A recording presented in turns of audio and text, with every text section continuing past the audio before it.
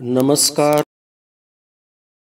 किशोर दराडे आदिवासी विभाग अंतर्गत चालवल्या जाणाऱ्या शाळेच्या वेळेत बदल करणे तसेच आदिवासी विभाग अंतर्गत चालवल्या जाणाऱ्या शाळेचा वेळ बदल करण्यात तसेच डीसीएफ कपातीचा हिशोब मिळण्यासंदर्भात आदिवासी विकास विभागात अंतर्गत चालवल्या महाराष्ट्रातील सर्व शाळांची वेळ ही सकाळी 8 ते 45 सायंकाळी 4 पर्यंत असल्याने सदर निर्णय हा महाराष्ट्र शासनाचा निर्णय असल्याने विरोधी शिक्षक संघटना पालक संघटना मोठ्या प्रमाणात आंदोलन केले दिलेले असल्याने सर्व निर्णय अंमलबजावणी आरटीच्या या तत्वाने उल्लेखन होत आहे.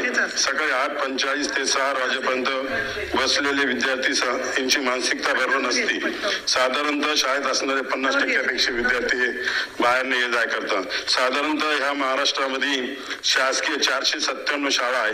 त्यामध्ये 2,07,765 विद्यार्थी आणि अनुदानित शाळा 539 त्यातले 2,41,548 विद्यार्थी हे विद्यार्थी सर्व निवासी नसतात. यातले 50% विद्यार्थी हे अपडाऊन करत असतात. त्यामुळे हा टायमिंग विद्यार्थ्यांसाठी पालकांसाठी शिक्षकांसाठी अजिबात उपलब्ध होत नाही. विद्यार्थ्यांना खूप त्रास होतो. राज्यपालांनी सुद्धा सांगितलं शाळेचा टायमिंग बदलण्यात यावा, तरी अद्याप हा टायमिंग बदलला गेलेला नाही. म्हणून हा टायमिंग 11 ते 5 जर झाले तर विद्यार्थ्यांना आणि शिक्षकांना हे सर्व सोपं पडेल. दुसरं 12-12, 15-15 वर्षापासून डीसीएफची जी योजना आहे त्याचा हिशोब कोणत्याही शिक्षकांना अद्याप मिळालेला नाही.